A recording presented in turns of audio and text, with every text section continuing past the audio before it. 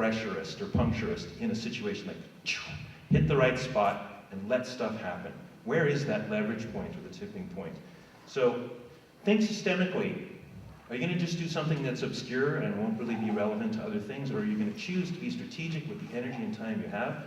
Do a thing that inspires people, creates an awesome story that will travel and inspire more people just by hearing the story, find more courage and undertake things, to get off the couch, to give a little bit more, to need a little bit less, and to find the things that they're really looking for in their relationships with other people.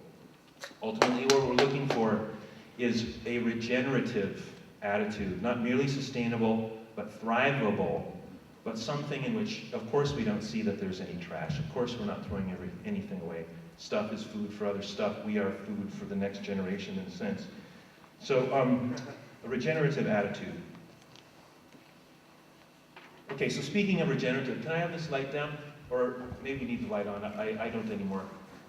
So these are African kids. The girls have their backs to you. They're sitting in a circle, and they're in school. This is how they go to school. All forms of art and science and creative expression are learned here. What they do is they go round and around the circle in a counterclockwise motion. Each child tells a story or talks about how the circle occurs in nature. They go round and round and round. And they go round and round and round. And as finally, after many, many cycles, someone can't think of yet another way that the circle occurs in nature, rather than dropping out of the circle like they would in our society, our society where you're judged separately, graded separately, get your own separate social security number, your own separate bank account, judged separately by St. Peter at the end, kind of thing. Yeah. Like here, if one of the kids can't think of another way, one of the other kids yells across the circle, or maybe another whispers in their ear, and they all giggle. Because here, there's no artificial distinction between them. They're talking about community, and the circle keeps going and going, and they keep laughing, and they keep finding more and more ways and discovering more and more ways until finally it does dissipate. 2 weeks later, they come back, they play it again, and it lasts longer. And every time they come back to play the game, it lasts longer and longer and longer, and this is how they learn. But not just here. They go out into their real lives with real models, in their real community, learning about their real place. And their society has endured for a long, long time. They're talking about a vision of themselves in relationship to the world that is not just local, but cosmological, in fact. They're seeing that the little and the large are somehow interrelated.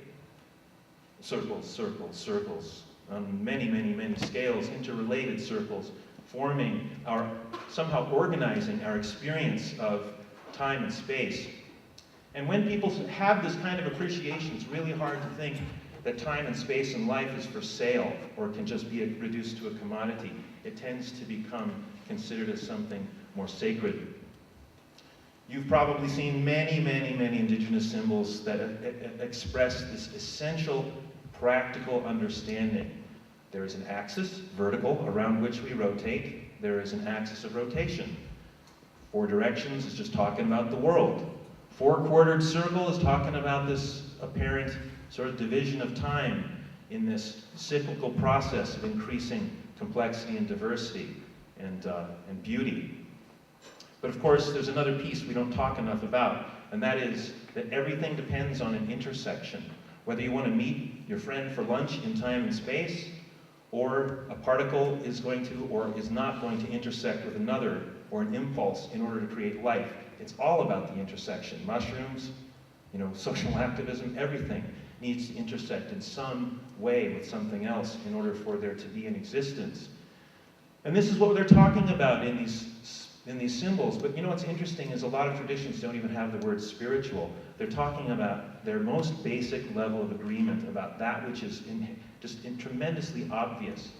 And when societies have this level of agreement, they tend to endure for thousands and thousands of years even. But here's another way of understanding it, and this is the social one. A village is an intersection of the pathways of our lives. Not just the center, but every life lived within, all of the sub-nodes where we live our lives, out throughout the fabric of a living village. And even a city that is characterized more by isolation, has many, many, many intersections. A typical American city can have 15,000 to 270,000 intersections. But in the grid city, that node doesn't get to be a piazza or platia in Greek, or place in French, or place in English, and so many other languages that are related. The intersection should be a place where we converge, but instead we might just collide in the Roman grid that is overlaying the North American continent. The grid is a big problem because it is actually designed to eliminate a sense of place, and that's why not just the Romans liked it so much, but the Assyrians, who invented it 5,000 years ago. But this is talking about a village. It's talking about life itself and time and space. And what it's saying is time, space, and life is one integral whole. The metaphor we use is the tree of life, but it's a set of principles that apply throughout the fabric. And of course, you know, we see this all the time as we organize our way around the planet. We see these little graphic conventions we continue to use because there's really no better way to represent our understanding. And even these ancient symbols of villages from the Euphrates valleys, of course, we're talking about the same thing. All right, so those are just little pieces of discussion about an essential compass by which indigenous cultures are able to guide themselves through time, some basic level of agreement. Now what you're seeing here, of course, is conquistadores attacking an indigenous culture who has its own problems. It isn't perfect, but by and large, this indigenous culture has some kind of compass that helps guide it. These guys think that they're looking for the gold. They don't even realize that they themselves are villagers who have forgotten what happened to their own people, and now they've been turned into sort of drones or droids that go out to attack other villagers. They think they're looking for gold, but really they're like, where's the compass? Where's the compass? You can look at history kind of like that. They think they're looking for gold, but they're looking for the real gold. They're looking for a sense of connection to life itself. This is a tragedy in so many dimensions that we're just starting to finally come to recognize that every previous speaker was just touching on. So what gets imposed is this confusion. It looks rational, it's the grid, but the grid isn't just geographic, it's a mental framework, it's an imposition, it's an economic system, it's a sociological nightmare, hierarchical, stratified. It has all of these intentions to convert the indigenous landscape and the surviving people into a workforce to serve people that they will never even meet. And it has marched through time. Here's the first foundations we know of 5,000 years ago, imposed by the Assyrians, picked up by the Babylonians, the Egyptians used it, the Greeks, the Romans, and nobody would let it happen after the fall of Rome for more than 800 years until it was imposed on this continent in South America. New urbanists talk about how great the grid is. It ain't great. Anything that subsumes the ecology and forces streams underground and eliminates the differentiation of place, even the sense of place, is an anathema to us. It's like saying to a bird, you know, oh, you can't fly. No, you just need to live in a box now. We talk about getting out of the box. We go down to the public square, and we don't even know that we live in the grid. Okay, human habitat, though, consists of pathways, intersections, and clusters of houses that we call blocks.